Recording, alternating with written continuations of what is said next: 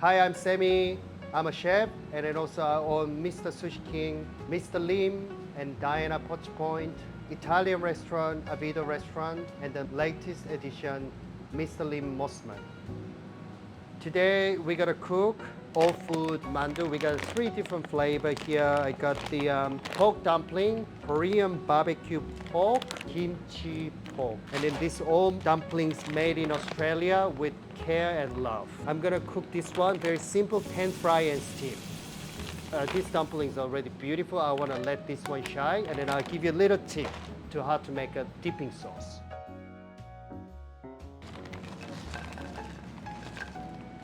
Okay, you may need to high heat first. You need to put decent amount of oil. And then the pan fry dumplings can be very difficult, but I'll give you a little tip. Just high heat. It doesn't have to be very hot, but you just chuck everything. So you want to have a little depth in it in your pot, because otherwise this all oils go everywhere in your kitchen. You don't want that. So now it seems like it's very hot. Get ready your cup of water. Maybe have a look. Oh, now you have a little golden brown like this. So it's time to put the water.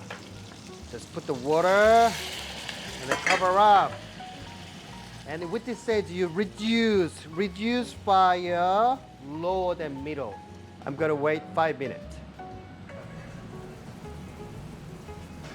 While we're waiting this dumplings cooked, I'm gonna give you how to make a sauce. So we got here, I got sugar, ginger, soy sauce, fish sauce, sesame oil, chili, onion, spring onion. I got a nice Chinese red vinegar. It's really all about you balance it with the sourness, sweetness, saltiness. So you can put anything you want.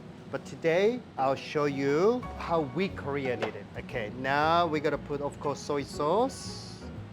Half teaspoon of the chili flake, lots of sesame oil, maybe 1 tablespoon.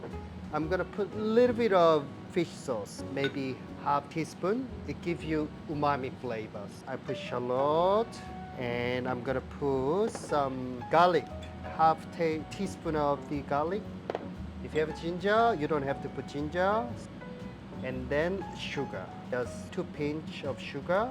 And then here you can use any sort of vinegar, but today I have a Chinese red vinegar available. I'm gonna put this one, make a balance. So we put all different elements, and then let me taste it.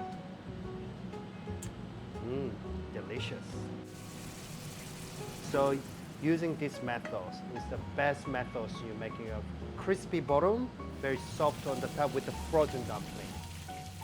It's been 5 minutes. I'm gonna take it out this one. Look at this golden brown. So you got moisture on the top, but crisp at the bottom. We're gonna serve with this lovely sauce. Now let's taste this one. Smells very good. We just dip. It's juicy and crispy, and you can feel the real meat inside the dumpling. Pack of the flavor, and then also it's got a great big umami flavor as well. I think you will enjoy it.